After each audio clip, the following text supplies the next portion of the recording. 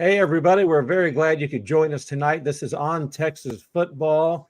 We're bringing you the live stream on a Wednesday night. My name is Ray Peters, your traditional Wednesday night host, along with Rod Babers, lifetime Longhorn. Had a great career on the 40 acres playing DB for Mac Brown's teams. Won a lot of football games. And there's CJ Vogel, who's been an incredible resource for us here on Texas Football. Great recruiting insights and insights on the football team. So I've loved hearing CJ's takes for the last few weeks here, and we're very fortunate to have him on the team here.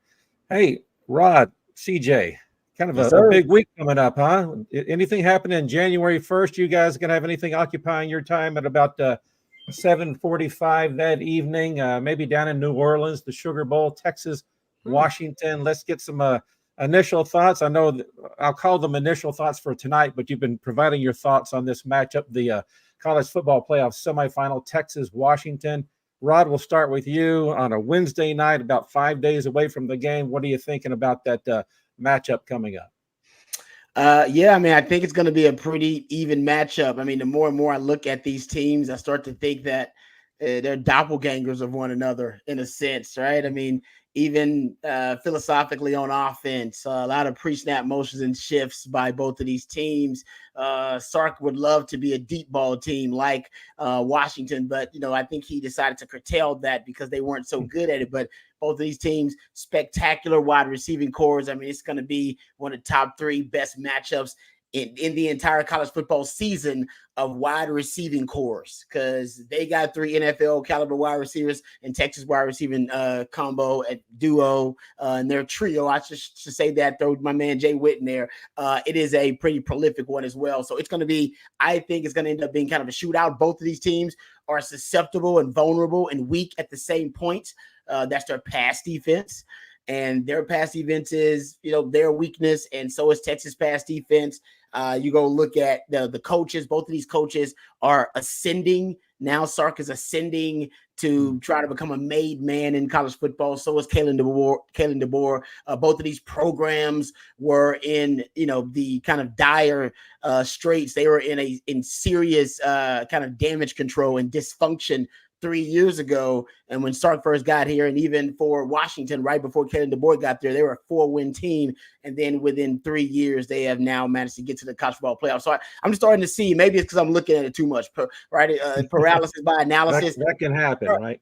Yeah, these teams are starting to look very much the same to me, and their quests are starting to look very similar to me. And I can't wait. I think it's going to come down to the last drive, man. Last 4-5 minutes of this game, who can make a play? I think that's really what it's going to come down to. CJ, your thought? Perfectly summarized. I mean, when you talk about the strengths of both teams being able to put points on the board and get some excitement going through big plays, that's what they bring to the table. And in a game like this, that the fireworks are going to be popping. The lights will be flashing, the cameras will be flickering, and that's what we want to see. Obviously, you'd prefer walking in there knowing that your team is the better team and going to walk out with the victory. But I can't, sit back and think this isn't great for the sport of college football and something that I'm thrilled to go watch in person, because it's going to be, at least on paper, 5 days out, one of those games that you're going to talk about for a long time, obviously for both programs, but for Texas specifically, having not been in this situation for 14, 15 years now. It's fun to be back on this national stage playing for something that means something again, rather than a little replica trophy of the Alamo down in San Antonio. So this is fun. This is exciting. And I think a lot of Texas fans are feeling that same sentiment. And, the last time Texas was down in the Cotton Bowl down in New Orleans, things worked out well. So I'm looking forward to Monday evening. And I mean, we got a lot to talk about tonight, tomorrow, and the rest of the week. Yeah. And earlier today, we heard a man who has some influence on the game. Steve Sarkeesian gave his introductory news conference at the Sugar Bowl. He stepped in front of the microphones, and we have that for you. Matthew, our producer, go ahead and roll that tape for us. Yeah, a little bit of influence. Head coach of the Texas Longhorns. Coach. Thank you. Well, this is exciting for the week to finally be here. When you play a conference championship game and then you don't get to play again for another month, it takes a while, right? There's a process to get to that point too, but to finally make it to New Orleans, I got my beads on, feel good. I know our team's excited. We're excited to play a quality opponent in the University of Washington. A ton of respect for them. in the All-State Sugar Bowl, which is a great honor in the CFP. So great opportunity, fortunate to be here, and looking forward to the ball game in a week. Got a question, and like we said, if you can wait for a microphone. Coach, the way you've recruited the New Orleans area, is this starting to feel like a second home for you? Well, I just think the natural proximity helps us. We joke sometimes on the staff, we never know when East Texas ends and Louisiana begins, right? And so from a proximity standpoint, it's very natural for us to recruit Louisiana. Naturally, we have a couple of coaches on staff who do a heck of a job recruiting the state. We've been fortunate to sign some really good players that are really good on our team right now, and hopefully that can continue. We know that this state produces a ton of talent, and so for us to be able to make some inroads here recruiting and now to be playing in the Sugar Bowl, it's naturally, I think helpful for us. Coach, you've been in bowl games, and you've also were in a playoff situation at Alabama a couple of years. How do you treat this different from a regular bowl game, and what have you done to maybe implement those? What did you learn first from being in Alabama in the playoffs like that, and what have you done to implement that this week? I think one of the keys is you do a lot of the structural work from a game planning perspective back home, right? Because we have so much time. We kind of take a week to really implement what we want to do when we're back at home. When we're here, obviously we want to take our time to make sure that we're putting forth maximum effort to get ready for the game. But I also want to give our players a chance to experience this opportunity, experience the city of New Orleans, experience what they've earned, which is to be in the CFP. But I think our players will echo the same sentiment.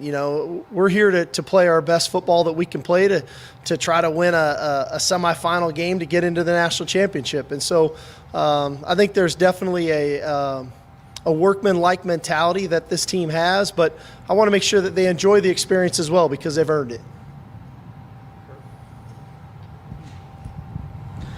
Steve, obviously you are peaking at the right time at the end of the year. Now you're a month off.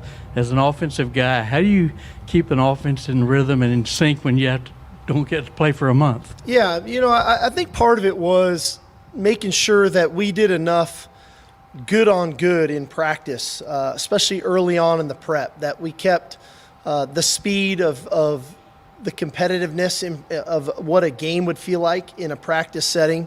Not necessarily to scrimmage all the time, but at the line of scrimmage, offensive linemen need to feel the speed and physicality of our defensive line. Our DBs need to feel the speed and the rhythm of our passing game because that's critical to, when that ball gets kicked off next Monday night, it's all gonna be fast. And so we have to make sure that we're playing to our tempo and to our speed. I think too, when you implement a game plan, what I've learned is you don't want to give it to them all at once because ultimately then it can become monotonous. And so we try to kind of keep giving them things as the day comes and to keep their interest really perked and on point and make sure that practice is upbeat and energetic and that we've got a lot of positive vibes going in our building and on the practice field. And I think that our guys have responded well to that. Steve, the messaging has been pretty consistent throughout the year from yourself and the players about each week being a championship week, and you talked about the workmanlike mentality. How does that help the team kind of not get overwhelmed by this atmosphere at the Sugar Bowl and really be able to be laser focused just on the task at hand? Well, I think one thing that's helped us this year, we've played in some pretty tough environments, right? We've had to go on the road, and naturally, playing in Tuscaloosa was helpful for us. Playing in the Big 12 championship game in Arlington was good for us. And to not be too enamored with the outside and what was going on outside, but stay focused on us. We have a simple adage, be enamored with us. And we try to keep our focus internal. And so that when the games come, it's about what we've prepared to go do and not what might be going on around us. And a lot of times when you get into these settings, the world around you is pretty chaotic, right? We talk about all the time as a team, like what's going on around us is very chaotic. We want to make sure that we're a steady sea and that we're focused on what we need to do. We're very calm when the moment comes, regardless of the circumstances, because adversity is going to strike. It's going to strike in this ball game, but us keeping our composure, us keeping our poise is going to be critical to our success. Okay, Coach, kind of along those lines, not getting too enamored with New Orleans and the fun that you have this week, what do you need to see to know your guys are in the right mindset as you go through the week? Well, I think that started back home. You know, when you listen to our leaders talk and when you guys get a chance to visit with them, I think their focus is already there. Naturally, how we prepare, how we practice is going to tell me a lot. What are they talking about? You listen to conversations, when we're on the bus and what's going on. But I also don't want us to be so over the top so early that we're exhausted by the time the game comes. So we operate pretty well as a group when we're loose. We have a lot of fun together as a team. But I also think that this group knows how to, when it's time to really be focused and locked in, that they have the ability to do that. And so I don't think that we need to change a whole lot. I think that we already know kind of how to do that. And so, trusting on our training to get us to this point, I think will be big as well. Time for two more. One here on the right. Your staff had a month to prepare for them. Their staff had a month to prepare for you. Yeah. Does that change how you go about things, or do you just try to, how do you deal with that extra time? Well, it presents a heck of a challenge. Obviously a lot of what we do early on is look at ourselves first. What are our tendencies? What do we need to, where are we giving away too much in any phase, offense, defense, or special teams? Two, knowing that, Washington staff and the staff, Coach DeBoer and his crew, they're great coaches and they do a heck of a job. And so knowing that they've had the same amount of time that we've had, I think is understanding, as you navigate your way through it. But at the end, it all comes back to let's not outsmart ourselves. And let's make sure that we do the things that we do well. And let's make sure that we continue to do those things well as we game plan and put some of the fluff around it.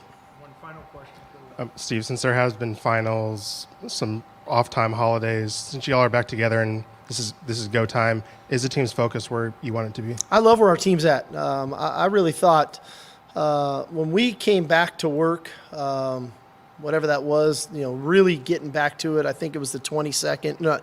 Ended the 22nd. But whenever that was, like a couple Fridays ago, I don't even know the dates anymore. It's been a long month. They were ready. Our guys were ready. I don't think they even wanted to stop practicing. But I knew that they needed it. We were a little fatigued by that Big 12 championship game. This was a heck of a week we just had last week. They had a few days for the holidays, and we came back the last 2 days and had 2 really good days of work. I like the mentality, so I feel good about where we're at. I know that the hay is not in the barn for us. We've got work to do this week while we're here to put ourselves in the best position to be successful. Thank you, Coach. All right, y'all. Thank you. And there you have Steve Sarkeesian, the head coach for Texas at his Sugar Bowl news conference today. Thank you for the patience for some of you who had seen that before, but I know a lot of you didn't get a chance to see that this afternoon, and so that's why we brought it to you. Excuse me. Rod, any headlines from that you took from that, Coach, already in a pregame mode and not giving away too many details there, obviously, but anything that struck you?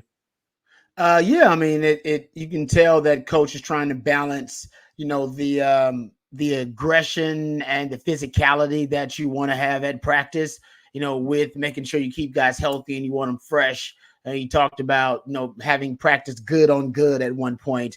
That's going to still be able to implement that physicality, the intensity that he wants at practice. I heard Chris Peterson talking about this, and that was one of his challenges. He talked about coaching in the college football playoff, actually against Alabama in 2016, I believe it was. And he talked about that long layoff, almost a month without playing football. And he talked about, how Coach, you really were, conflicted, because you wanted guys to practice the fundamentals. You wanted to practice tackling in drills. You wanted to make sure that guys were intense and guys were physical because you had so much time off. It's really tough to replicate, simulate real-time reps anyway in practice. But with that lull, you almost get this he talked about it where, some of the fundamentals, they start to lag a little bit. Mm-hmm. So he said the bowl games often at times you'll see some of the same issues that plague teams in game one because of all the time off. A little bit of conditioning issues, guys missing easy tackles, guys, special teams being a big issue. Special teams hurting because you don't practice those collision reps in practice. You don't do that because guys could get seriously hurt. That's the most dangerous play in football. So you don't practice that, but you damn sure got to do it in the games. He talked about ball security being an issue because quarterbacks don't get hit in practice. They don't have to really worry about that. But in the game, of course, it comes up. Remember, that was an issue with Malik. Right, Malik had been practicing really well, but Malik got into the game the first time, and even Sark, he talked about ball security for young quarterbacks. And it's an issue because they really can't simulate that in practice. This guy's got a green jersey; they're protected, and that's something that may come up after a long time off. So I think there are a lot of things that I think Sark is trying to balance, and I think he was hinting at that we practice good on good, so we're okay. But you're definitely not going to risk injury. You're going to safeguard against injury at all costs. And that's kind of what Chris Peterson was saying. That's what he was conflicted on because he always said he decided to err on the side of caution when he came to his players, and even said he regretted it later on in his career. He said he thought he should have been more intense in some of the bowl practices, and he said actually he was a little bit more cautious, and he thought it hurt his team. That's one of the best coaches in college football, remarking that it's tough for any coach to navigate those waters. Sure. Hey, CJ, you've sat in those rooms with the coach Sarkeesian at news conferences many a time. Kind of getting his game face on, don't you think? Yeah, no, Sark isn't a guy that'll tip his hand a whole lot when it comes to these press conferences. Obviously, we've heard him for 13 or 14 weeks now. You kind of start hearing the same adages over and over again. But there was one point where I was my ears perked up a little bit. We got a little puppy downstairs, and, he's starting to hear treating outside is what's kind of getting you excited. Rod, when he talked about getting best on best, he mentioned the defensive backs right after. He said he wanted his defensive backs to feel the speed of the game once again. And I wonder why. All week we've talked about, Rome Odunze, Jalen Polk, and Michael Penix being how explosive they are in that passing game. And, that kind of theme that we've kind of been beaten into the ground a little bit. But the worrisome part about this game for Texas is that secondary. And it's a great thing that this staff is prioritizing getting best on best reps at full speed, because you can tell right away, as a guy who's played DB, if you haven't been in a game-like situation for a month, that first play, we saw it today against West Virginia and North Carolina. First play, long crossing route over the middle, 75-yard touchdown. I'm sure if that was a game that was played week 8 or week 9, that's not going to the crib, but that's a result of the long layoff and the time away from, live game play. So I think that's really encouraging that's atop the staff's mind, because again, we know how dynamic and explosive that Washington offense is. For them to be aware of that is encouraging to me on the outside. Yep. The first play last year was a deep shot. It was a flea flicker by Washington. It was a flea flicker, and it was the only deep ball they caught, to CJ's point. Hey, Matthew titled tonight's broadcast Longhorn Livestream, who is your Sugar Bowl X Factor? Now, I don't know if he's trying to psychologically steer us towards Xavier Worthy with the way he worded that, but a lot of the commenters are giving us some names there. And I hope that you guys saw the title of the thing and that has given you a chance to think about it a while. So I'll throw out mine to give you guys a chance to think about it a little bit more. And I've got actually two, and I'm not sure that one is a surprise just because of the influence he's had on the game plan in recent weeks, but Jordan Whittington. I mean, he's been such a go-to guy, and you're clearly going to focus on Adonai and Xavier and even JT. And Rod, you've spoken to this very well and clearly over the weeks that can't cover everybody. And so Whittington's the guy that can kind of saunter across the middle there and get a little spin move and catch the ball and then yards after catch. So he can be a real difference maker there, and the guy that might surprise you with his ability. He's been around a long time, but Jay Witt's been a great player for us. And then I'm just going to throw in a little extra bonus. Jaden Blue, I think we're seeing what the evaluator saw when he was a high school junior or so, and he was considered one of the very top running backs in the country. Something went sideways for him his senior year in high school, and people kind of forgot about him. And then, of course, when you're a freshman on campus and you don't see any action or very little, then they forget about you even more. But we're seeing the Jaden Blue, I think, now having this coming out party, and this kid's a pretty good running back. So maybe he and CJ and Keelan can get in there and provide that running option as we continue to do the passing game that we are obviously expected to do with the great wide receivers and tight end that we have. All right, who we got there? Rod Babers. Let's hear your X factor for the Sugar Bowl. Well, I think it could be several guys. I'd go early on if the game plays out the way I think it will, which is Texas defense being able to stop the run. And I think they will. They've stopped the run against everybody this year. I don't think Washington's going to be any exception. But Washington doesn't really care about that because Washington actually is comfortable just being a pass-first team. They actually want to be a pass-first team, and Texas is going to give them they're going to give them that ability. They're going to give them that option because I think ultimately they'll stop the run. They'll make them one-dimensional. They've done that with everybody. But Washington being one-dimensional, maybe even more maybe more dangerous than a balanced Washington team. So they stop the run. Then that means the pass protection of Washington, which is stellar. CJ has talked about this. They are, matter of fact, referencing Chris Peterson again, the old Washington head coach. He said they're the best pass protection offensive line in all of college football, period. They're top 5 in fewest sacks allowed. They've only allowed 18 sacks in the last 2 years. That group is elite in a lot of ways. CJ can break it down for you statistically and analytically, but I think when the game ends up going that route where they become a pass first team, how do you apply pressure to Michael Penix when they're moved in the pocket using slide protection, when that offensive line is doing what they do best, which is pass protection? And it could just be Tavondre Sweat and it could be Byron Murphy. I think they'll be ready for those two guys. I don't think there's no way the best defensive tackle duo in the country is going to surprise one of the best coaching staffs in the country. They will be ready. They will have a plan for those guys. So it'll have to be somebody else. Right? Be the other guys who step up, the guys who have not been game planned for. Anthony Hill, he's got only 5 sacks this year, but his best games have been in big games. He's got 4 of those 5 sacks have been in the Oklahoma game or the Bama game or the Big 12 title game. He is a guy off the edge. Even Sark said it. He was one of our best 2 pass rushers. Sark at the beginning of the year said it's Byron Murphy and Anthony Hill. I've always told you can't coach and develop pass rushing. Really, it's something you kind of have innate, something you have naturally. It's programmed early. He's got it. I wonder if he will be one of the solutions. They're going to have to devote a lot of resources offensively to neutralize the defensive tackle duo of Byron Murphy and Tavondre Sweat. When they do that, it's going to be one-on-one chance on the outside. Now, the bad news is Rosengarten, the offensive tackle, and Fautanu, I believe is his name. Those guys are elite. They've allowed, I think, 2 sacks between them on the outside. That's it. So it's going to be tough getting around them, but they're going to leave those guys on islands. They're going to leave them on islands. Why wouldn't they? Because they're going to need all the help they can get to try to stop Tavondre Sweat and Byron Murphy. I think a young Anthony Hill might get a chance to show out. We'll see. Yeah. CJ?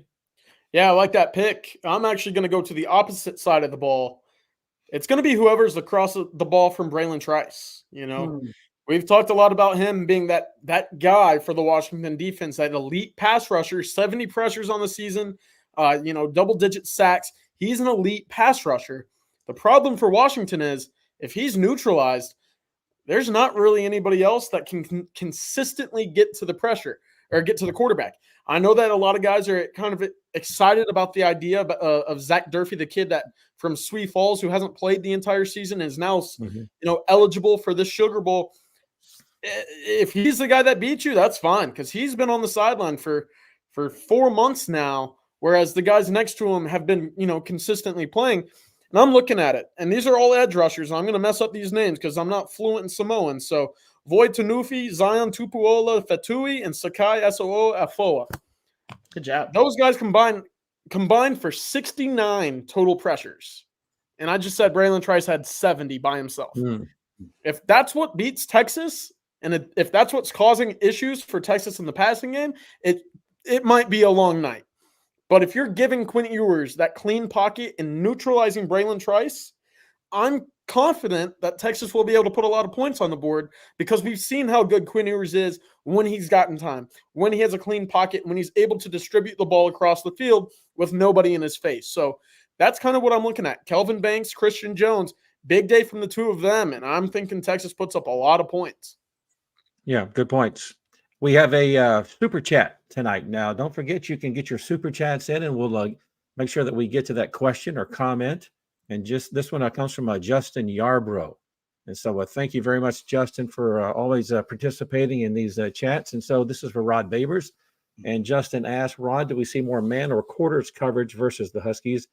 And who do you think, Brooks or Muhammad? Do you think that they'll make a big leap next year? Some of the young cornerbacks, Terrence Brooks or Manny Muhammad. What do you think about those guys? Thanks for the question, Justin. I think you're going to, first of all, Texas loves quarters coverage. They play a lot of quarters coverage, match quarters, which is when you end up matching up man to man after your quarters responsibility based on the route combinations and based on the route declarations, all right, of the wide receivers. But essentially it's quarters until the route declares itself, and then you match up man to man. They play a lot of that. That's that Gary Patterson influence. So that's really one of their bread and butter coverages.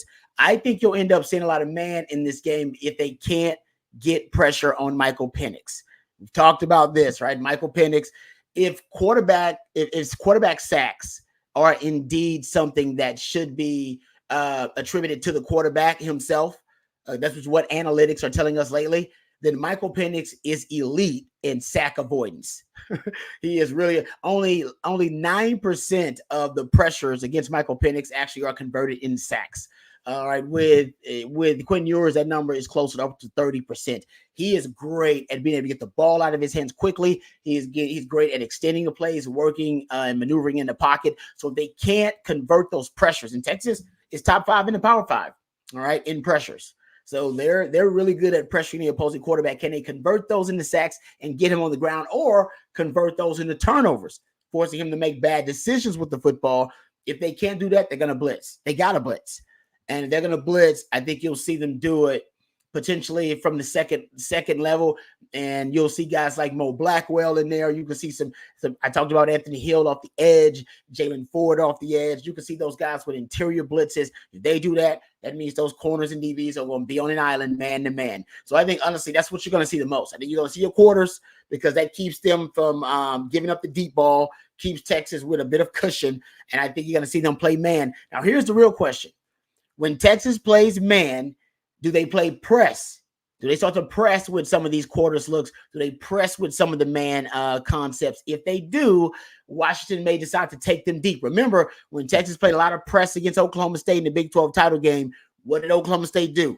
Double moves, out and ups, hitch and goes, deep balls. And they actually completed, 3 of 7 of those deep balls against Texas. Pretty good number. That does not include the PIs or the PIs that should have been called or the deep balls that were missed.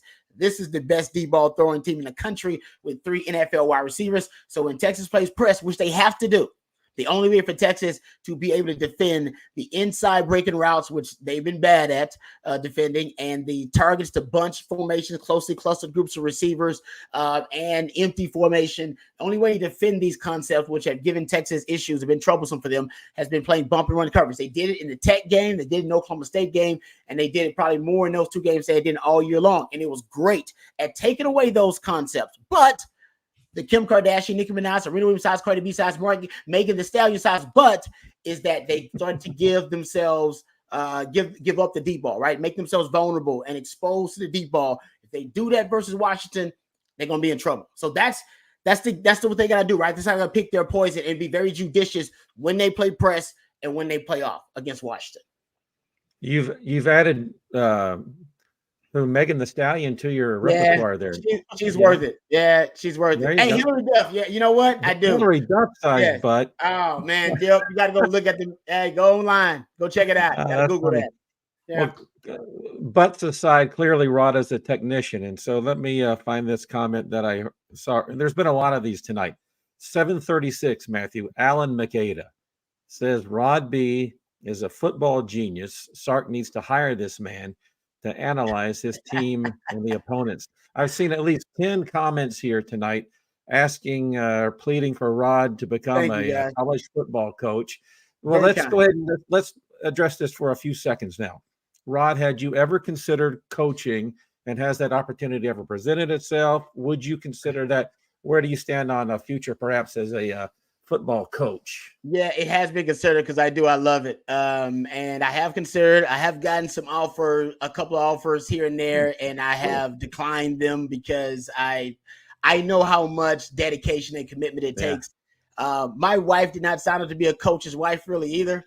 I actually asked her about that too, but when we got married, it was early on. We had been dating for like 10 years before we got married. About 4 years in, I was getting some offers and some interest, and I thought about, if I'm going to get on this track, I got to get on it early and try to, be a fast riser. And I was like, hey, you down to go to some podunk town to follow me around?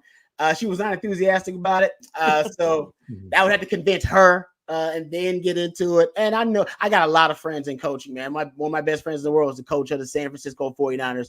I know that your family's got to be all in, because the family's going to they're impacted the most. They take the most hits, taking the kids out of school and then out of school. Now I got a kid. Wifey's got to move with you, so she works from home. That's great, but she got to leave her social circle and her friends. It really is something that the whole family's got to be down to. And I'm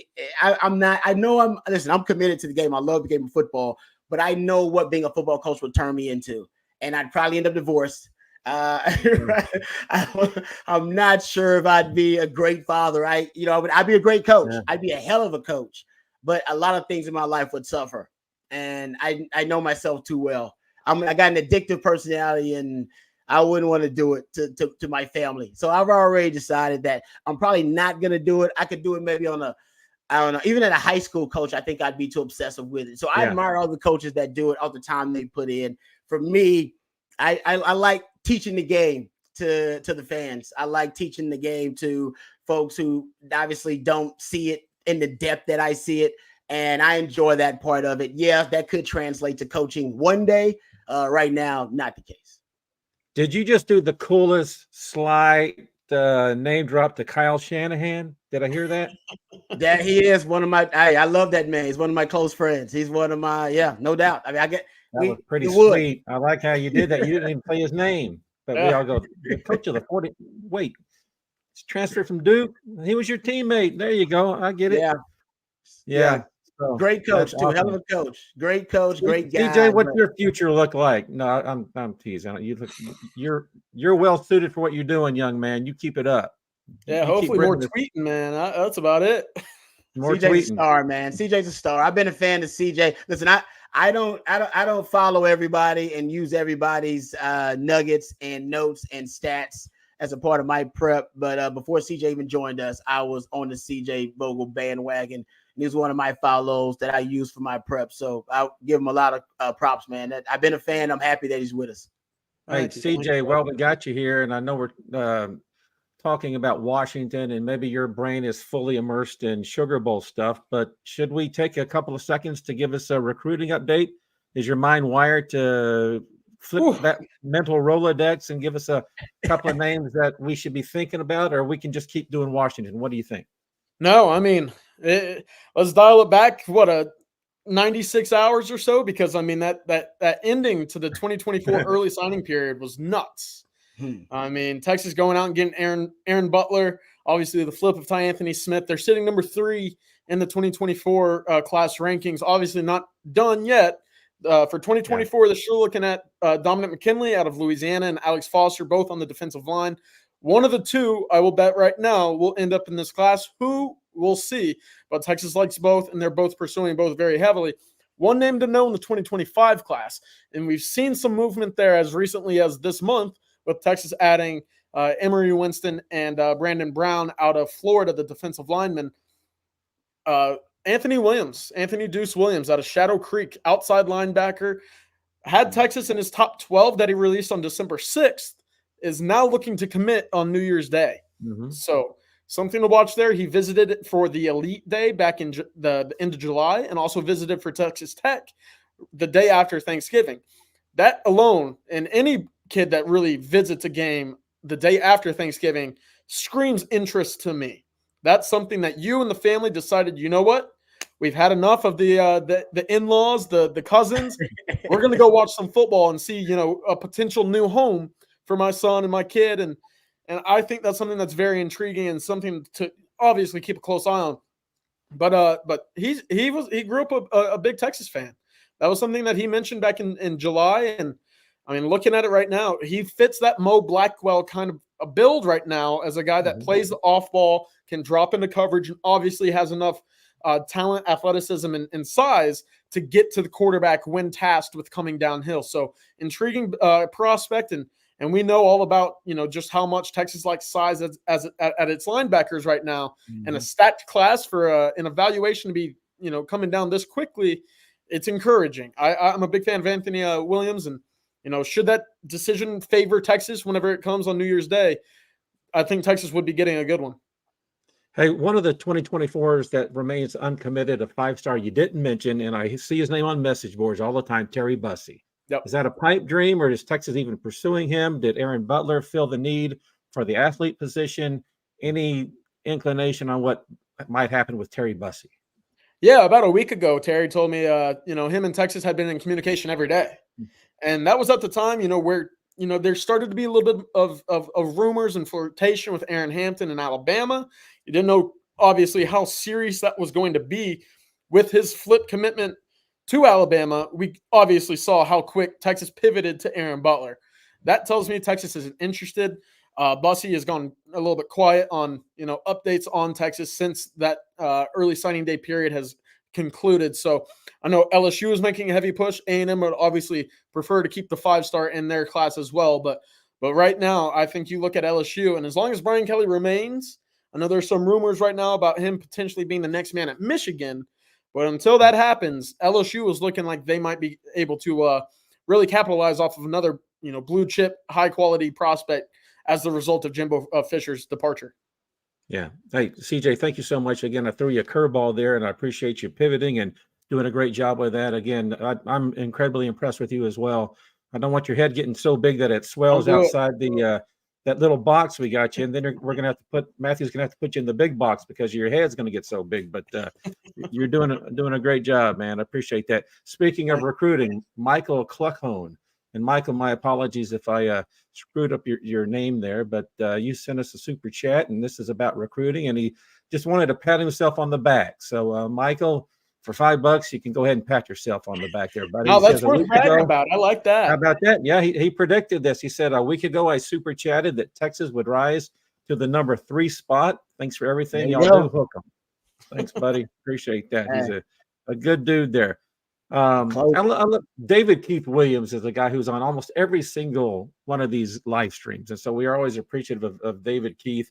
It's kind of funny. He was putting in earlier. I don't know, Matthew, not the latest one, but one of the earlier ones. And I need to give you a time here, but he was talking about the X factors, and he named almost every edge on defense, I think. So, but that that's a great point. You mentioned that they're going to probably find a way to neutralize the big defensive tackles, and so they're going to. Here we go. Here's one of them. Thank you, Matthew. Amazing work. So this one's Ethan Burke. Baron Sorrell was an earlier version of this, but David Keith, as always, has a good point, doesn't he? Mm-hmm. Maybe an edge will need to step up if they're especially getting that, neutralizing in the middle. Then maybe they won't put as much emphasis on stopping the guys on the edge. But David Keith just wanted to throw you a bone there, buddy. No, I think that's a good point by David Keith. Obviously, we talked about it this morning. We floated the idea of Texas going big on the offense or on the defensive line while still maintaining a light box to stop the run, but still be able to have numbers back for the deep passing routes, intermediate passing routes. You talked about Byron Murphy, Tavondre Sweat in the middle. Toss out, Alfred Collins, another 300-pound body, that's 6'6", big body, hard to move, but good athleticism out on the end. Now you got 3 guys that can really stop the run and still provide enough pressure to disrupt the passer. You're looking at, 950 pounds, almost 1,000 pounds from 3 guys specifically for that offensive line to take care of while, essentially playing for the pass. I think that's something really unique Texas is currently sitting at right now. And, You know, we've seen it before with Alfred Collins, the athleticism in there, and he comes up big in bowl games. So I don't know. I'd be hoping to see that. Hey, and don't forget, David Keith, I know you watched it because you watch a lot of film. Texas game plan last season actually was really damn good. Mm-hmm. It was. The only thing they screwed up last year on the defensive game plan was they were bad on money downs. They allowed them to convert 56% of their third and fourth downs, and their rush defense was subpar. They allowed over 5.5 yards per rush, 158 rushing yards. But Penix in the passing game did not beat Texas. I mean, he was less than 60% completion percentage. Yards per attempt were lowest he's had in the last 2 years. He threw that interception early on, and go look at the interception he threw. It was Texas mixing up their presentation. They had a different pre-snap look than they had a post-snap look, and he tends to make erratic throws when he's just a little confused, but he's still going to trust his receivers, and he's going to trust the system, and he did on that play, and there was nobody there but Jaron Thompson, I believe, who jumped in front of the football. So this is the thing. This season, and they played basically with a light box, as CJ mentioned. This season, they're better playing rush defense with a light box because of Tavondre Sutton, Byron Murphy. So they actually can just take the game plan from last year, in my opinion, and just use the same game plan with a light box. And I think your corners can situationally now play a little bit more bump and run. Last year, they didn't play almost any bump and run at all because I think they were just trying to take away the deep ball, which they did successfully. They only completed one deep ball, 1 out of 10 passes of 20 yards or more down the field. So they essentially took away the elite dynamic vertical threat of the Washington offense. But when they played with a lighter box, their miscalculation was that they could stop the run with a light box. This year, they lead the Big 12 in basically rush defense against a light box. They're a top 5 rush defense. They're a top 5 third down defense. So the two areas that lost in the game last year, they're now elite in. I would just go in with the same game plan virtually and see if Washington has already made adjustments, and I'd use my corners a little bit differently in terms of I'd be more aggressive at times. But for the most part, that game plan did stop the passing game. What it didn't stop was the running game. I think they will have a better outcome with the running game this year, or at least versus that running game this year, if they go with the light box, as CJ mentioned. So I like the game plan from last year. I really do. Yeah, worked pretty well. Hey, Rod, do you remember Todd Lacey? He's the guy that does Super Chats quite a bit, and he's got the wife who is completely in love with you. Oh, so, yes. At 7:49, this isn't a comment about you, though, Rod. Okay. But he does want you to address it, though. Maybe it's just Mrs. Lacey saying, can you make sure they ask Rod this question so they put him on the big screen? Because, we know Mrs. Lacey, right? Anyway, so, but Mrs. Lacey had a great question for you here. I'm sure she's the one who fed it to Todd. Can you speak on the plan to replace Derek Williams in the first half while he is out? Of course, he had the targeting penalty on the very first play, the kickoff of the Oklahoma State game in the Big 12 championship. So he wonders if is this Jeudy at free safety. So that's a big question because the Raptors been pretty effective at safety for us this year. No, Derek Williams is your best coverage safety. Can't teach coverage, and even as a freshman, he's your best coverage safety already. With him out, I'd probably go with Jaron Thompson and Michael Taft. Taft Daddy. Hey, love you guys too, man. We appreciate y'all. I like that, Daniel. But no. But I'll probably go with Jaron Thompson and Michael Taft. You're going to be at disadvantage, and you'll have coverage liabilities at safety no matter who's going to be out there without Derek Williams. I would start him immediately, or I'd play him immediately once he's available in the second half. But yeah, Jay Barron. I remember reading a piece from my man Chip Brown back last year from 247 saying that Gary Patterson remarked that Jay Barron could play safety. That he had that kind of skill set. I think it would help his draft stock to be a guy that says I can play any position in the secondary, corner, nickel, or safety. So I'm sure he'd be enthusiastic to do it. It was one of my ideas early on in the season. Hey, man, move Jay Barron around. Move him to wherever you need him most. And they did that actually at one point. Remember, they put him at corner. There was that U of H game. They put him at corner. In some other games, they started to place him where they needed him strategically. I think they should do that in this game too. I think the big adjustment would be if they immediately attack your safeties, which I think they will do. They should.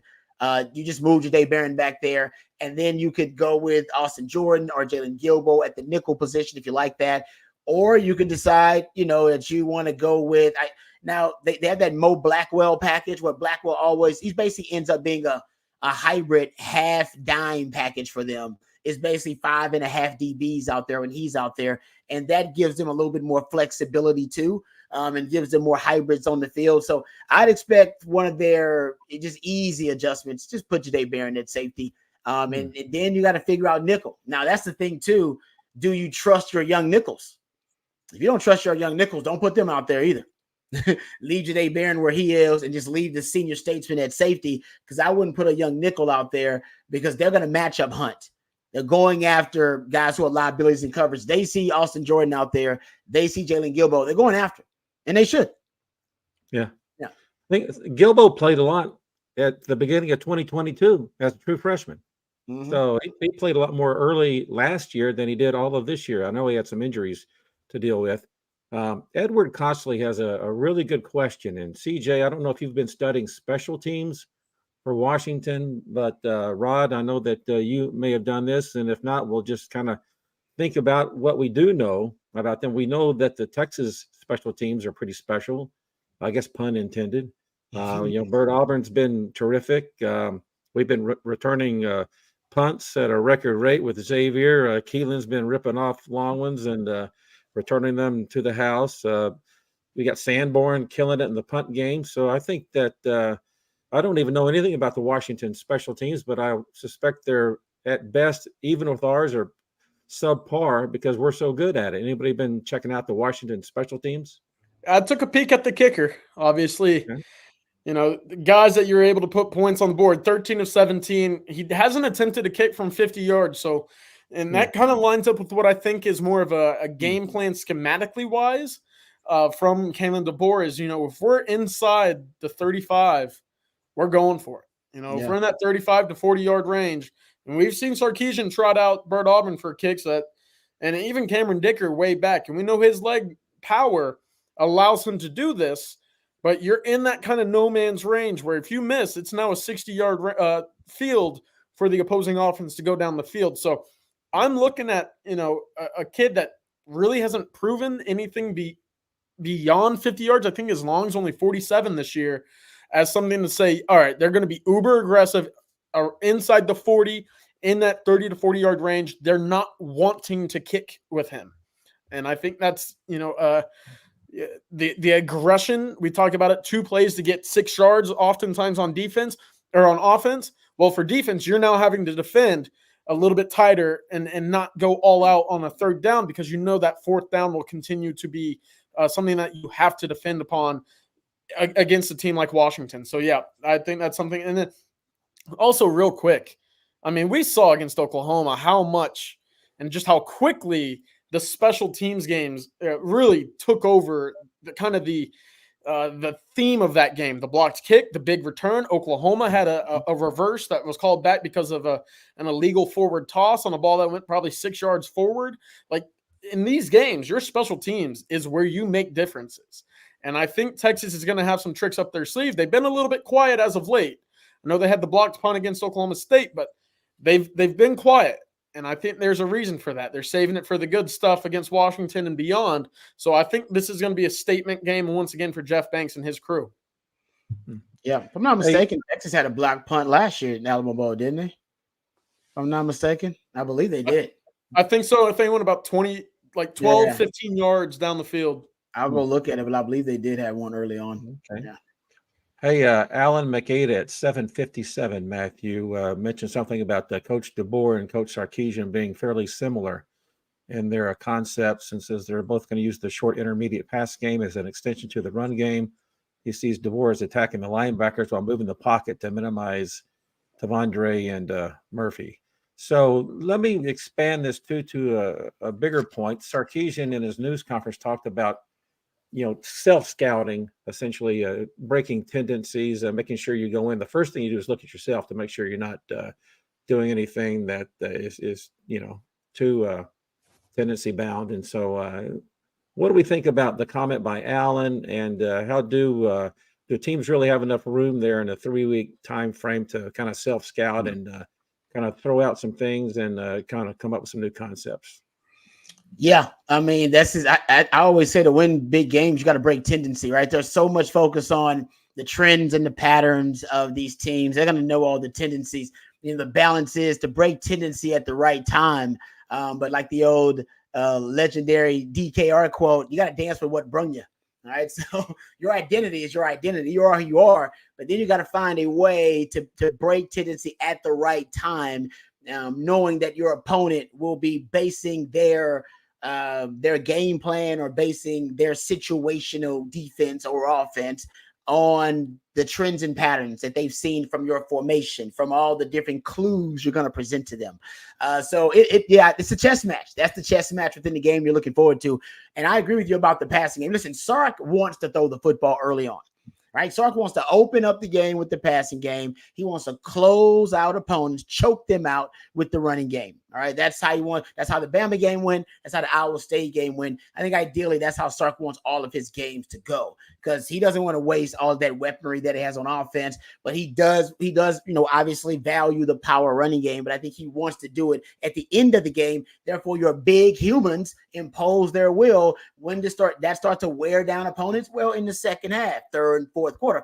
First quarter is big humans. That effect I don't think it isn't as advantageous as it is later in the game. That's why I start early on in the game. He wants to blitz you with speed, be aggressive with the passing game, take his shots, land some haymakers, and then close out the game with body shots and just force you into submission. That's ideally the way Sark wants to go. In this matchup with Washington, I think also he wants to open up often a lot of the downs and a lot of the different series with the passing game too. That's why he likes his early down pass rate. And I think usually his early down pass rate is probably closer to 50-55%. If he's like feeling like, in his script, if he's feeling like he wants to really, really open up the offense and pass to open up the run, I think you should increase the early down pass rate or first down pass rate. I think you should increase it to 60-65%. That's where Washington is most vulnerable, is on first down to the pass. That's where their defense actually has given up a lot of big plays when teams are throwing the ball in early downs. That fits Sark's really his personality and his play calling disposition. It lines up with their weakness. As I've studied, I can give you the numbers a little bit later on. They're weak on first down in terms of their pass defense. And what you want to stay out of against Washington is third and long. Every defense wants to stay out of third and long. What did Bill Walsh famously say? The best third down call is the one you don't make. You don't want to have to make a third down call, especially third and long. Third and long is where this defense shines. They're really good in simulated pressures. That's when it looks and feels and smells like a blitz, but it ain't a blitz. It's just different pressures from second and third level to confuse pass protection. They're really good there. Most of their interceptions, 10 of their 16, I believe, on third and fourth down. They make a lot of plays on third and fourth down. That's where this defense shines. You want to stay out of that. To stay out of that situation, you have to stay ahead of the chains. If Texas is behind the chains, means they're running the ball against a actually really good rush defense. If you run the ball early on, don't get a lot of yards, end up in second and third and long, that is going to be the ideal situation for the Washington defense. You want to stay out of that. You want to keep them on their heels, keep them guessing. If they know what predictable passing situation you're in, that's when Texas is going to be in trouble. But they can stay out of predictable passing situation, which means throwing on early downs, mixing up the play calling, which Sark does really well. I think it's going to be tough for Washington to stop them. Hey, Rod, and I know you've just gave us a nice comment there, and want to probably take a break, grab a sip of water or something like that. But I want to ask you this question. Todd Lacey's, I hate giving Todd so much attention tonight. This guy, him and his wife. But no, we love the Laceys. They're awesome. Glad they're here. But he mentions Penix being a lefty. Is there anything different in defending a left-hander, or is it just, maybe depending on what side of the field you defend, what about that? And what about finding ways to kind of force a guy to his opposite side as offhand kind of a concept? I think, maybe it takes something that, you have to adjust to early on in the game. I don't think it really should determine your technique, or it should change your approach as a player. It's just awkward at first. I think for, Chris Sims, one of my close friends, he's a lefty, a left-handed quarterback. So it's not that it's just something that you don't see a lot of in football because there are not a lot of those guys. But like I said, I don't think it would change my technique or my fundamentals from my experience. It's weird because the ball has a different rotation on it, and it's a little strange sometimes with their launch points and their release points because, you're just not accustomed to seeing it. But like I said, I don't even know if you change your practice drills or anything based on playing a lefty quarterback. Gotcha. Elijah Perez is nice enough to give us a super chat. And he mentions a guy that UT boy usually mentions. This is Jonte Cook, of course, the true freshman receiver. And Jonte, when he's had an opportunity, he's looked pretty good out there. He says, could Jonte Cook be a tendency breaker? He says he hasn't been deployed much as a target with the ones, and he's got the juice to make some things happen. So, CJ, we'll start with you. What do you think of Jonte Cook? You obviously watched him in high school. He'll be a star there, and I guess DeSoto, and he's done some good things in his freshman year. But, it's hard to break into that top three with Coach Sarkeesian, and he's kind of made some inroads. So give me your thoughts on Jonte in that role. Yeah, thanks for the comment, Elijah. I love the idea of using Jonte as that second speedy threat to extend the field vertically. We saw it against Alabama, the Xavier Worthy backside post touchdown. It was a too high safety look. And obviously, when you extend past a certain amount of yards, the safety has to bite on you, and they have to be aware of who is the personnel on the field, if that makes sense. Pre-snap, that deep safety that was to the side, it was a 2-by-2 split. Xavier Worthy runs his backside post. Jonte Cook is on the opposite side of the offensive line, and he runs a 12-yard dig. And so as a result, that deep safety to Jonte's side has to bite on the dig, leaving the backside post to be wide open. Quinn puts a good ball out there, and we know what happens as a result.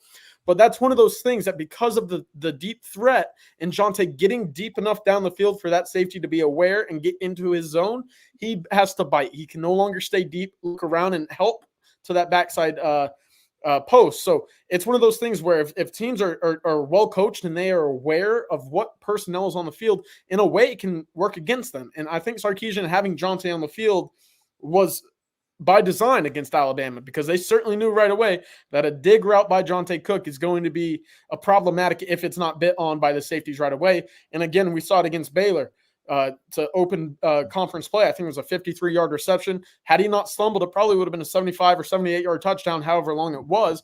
But again, his ability to get deep vertically is something that only Xavier Worthy on this team right now poses from a speed threat. A.D. Mitchell can do it as a big body possession guy, but not necessarily burning anybody unless it's by a double threat, which we saw against Oklahoma State.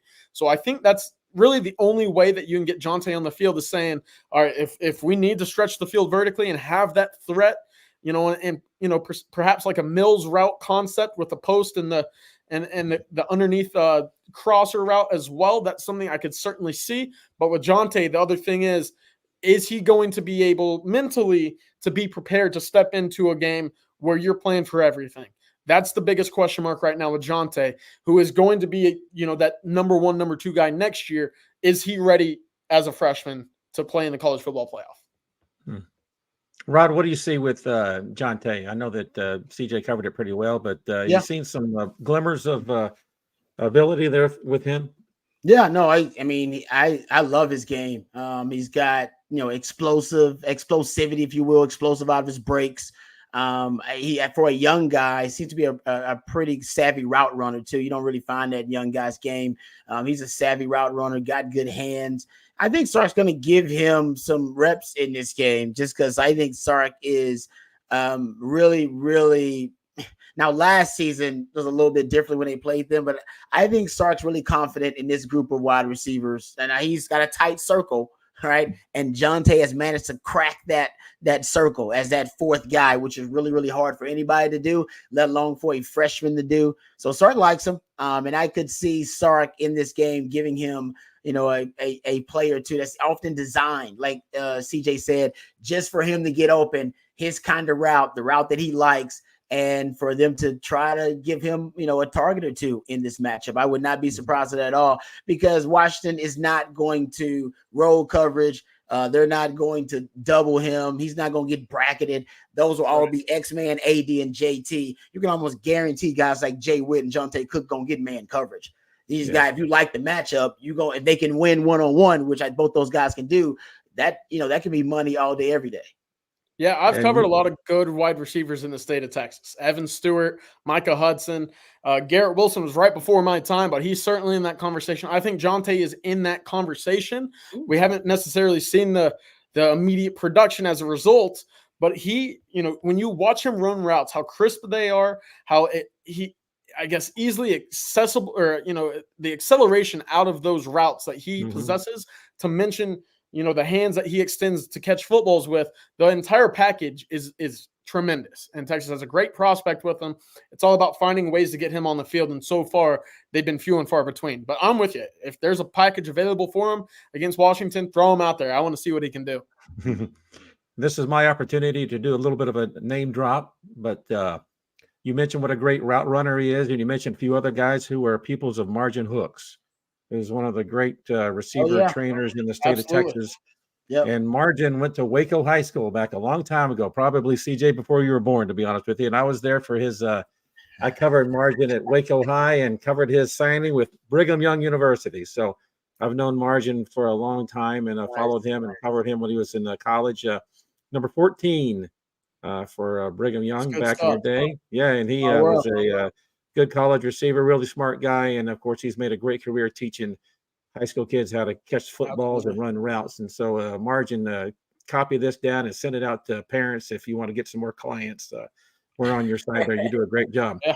We're going to break it fairly early here, but we want to let George Lopez get his comment in here. Hey. We want everybody to go watch A&M versus Oklahoma State's what we want. But look at George Lopez here. And I think this might be the George Lopez, right?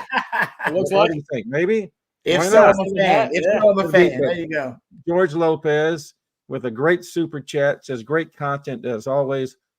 Hook 'em horn. So George, we really appreciate that. Very kind. So let me go pick up and see if there's anything else happening here. We got some people saying they look forward to seeing the Horns in New Orleans.